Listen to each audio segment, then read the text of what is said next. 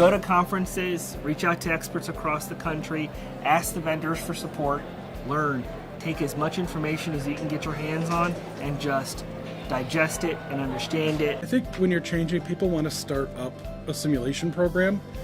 It doesn't start with a floor plan and a list of equipment to buy. You should start learning how sim centers work. Go to successful sim centers.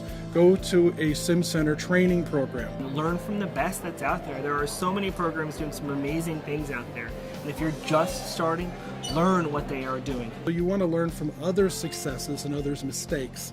And then, by the way, when it comes to buying the equipment, they'll tell you who comes through for them. Bringing people in, especially if you have other champions in the hospital in risk management or your chief of service, those kinds of things can be your champions and be behind you to help convince people that this is going to be a good thing, and then make it fun at first. Set up relationships.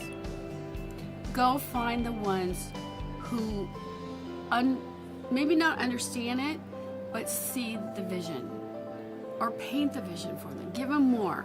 First off, you go up and find out who's got buy-in. Somebody has brought you there for a reason. Meet with them and ask them, where are we going? What you need to do is you need to develop relationships with the people that are movers and shakers in your institution. Get them involved, get them engaged. Don't teach them how to be a simulation specialist, but teach them how simulation is going to help them. Make it their idea. And I think if you develop those relationships, the chances of you making change is going to be greatly increased. You have to be goal-oriented, right? So figure out what it is that you're trying to do, and then have a plan, and then also be able to be flexible with that plan depending on whatever different barriers that you may face. The most important thing is to be ready for what's coming next. A lot of simulation educators are really they're early adopters, they're innovators, they're really excited, and they really are passionate about the things that they do. But the big pitfall that they run into is that they aren't aligning with the strategic directions of their institutions, or they haven't got buy-in from their executive partners. And the long-term success is going to be related to whether or not you can align with those principles. I think you need to be anticipating and preparing and looking towards the future to see what's going to be coming down the pipe.